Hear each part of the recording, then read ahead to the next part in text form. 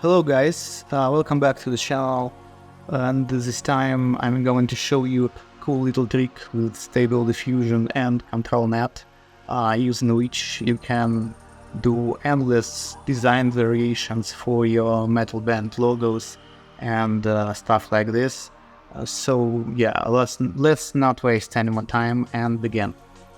To work with ControlNet we need some kind of guides, and this will be our metal logo.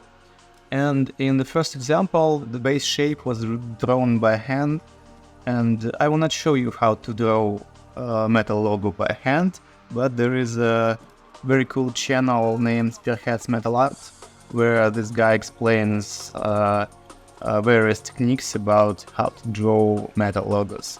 But now I'm gonna use font. We have Faceless Font on Font Space. It's freeware. You can download it right away. I think this will work for our demonstration now. So yeah, let's jump in Adobe Illustrator and begin. I will speed up the process because there is nothing special here.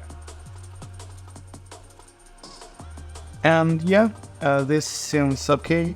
Now we're gonna jump to Photoshop and do this kind of stuff, because we need some variations with these guides for ControlNet.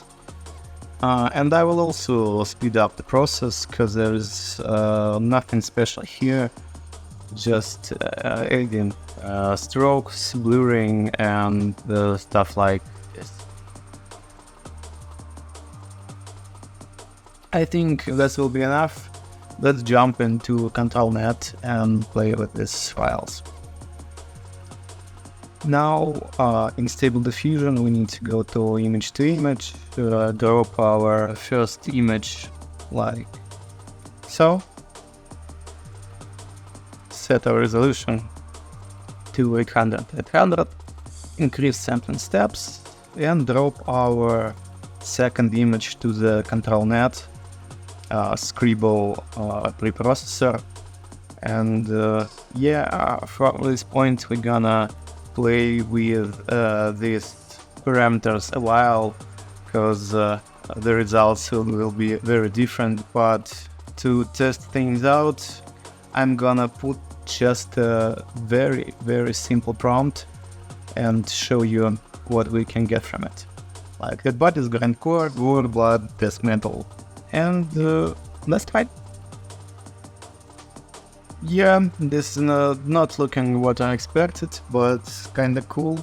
And from now I'm gonna speed up the process, because I'm gonna just tweak these parameters and finding values that works for me. At this part I'm mainly experimenting with various prompts, which you can see at the top of the screen. Also, I'm experimenting with input images that we've made earlier as image source and ControlNet inputs. And yeah, just playing with parameters of image to image like CFG scale and denoising strength, and also trying various ControlNet models and playing with its control weight. This was 2 hours compressed in 1 minute, but now I will go through all this 100 of images and kinda overview what we've done.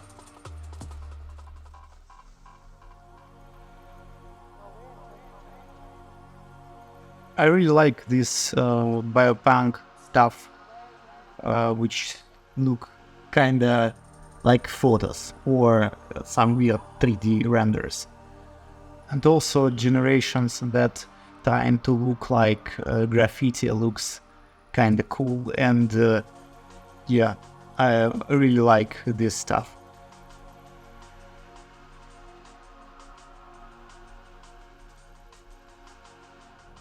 This looks kinda boring.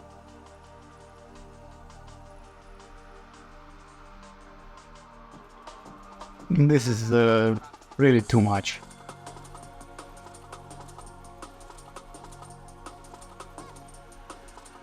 This was some Geiger style prompts, and I think I overdone it, but it looks kinda interesting.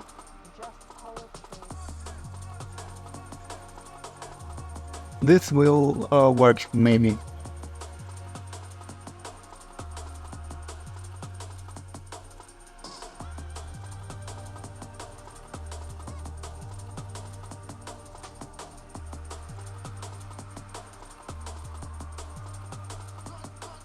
And this one's I like also. It's kinda organic stuff. Yeah.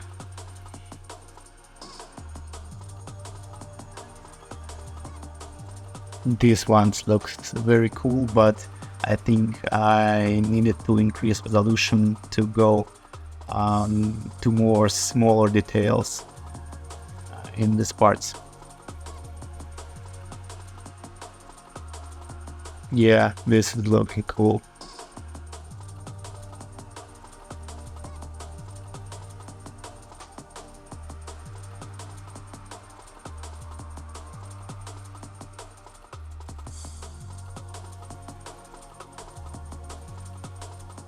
And this again is graffiti stuff, and as you can see in a minute, it's kinda looks like real graphic.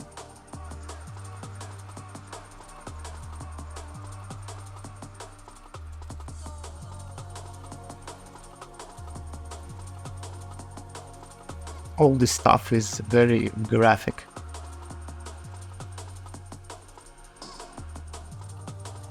I really like these results.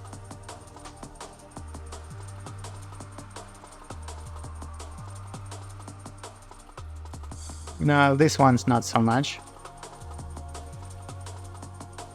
Of course, you need cool logo in the first place to get these results, but after this you can come with various designs for your band merch, or maybe album covers and stuff like this. And I think yeah, this technique is can do the trick, I think. Yeah, I think that's all for today, and thanks for watching, and goodbye.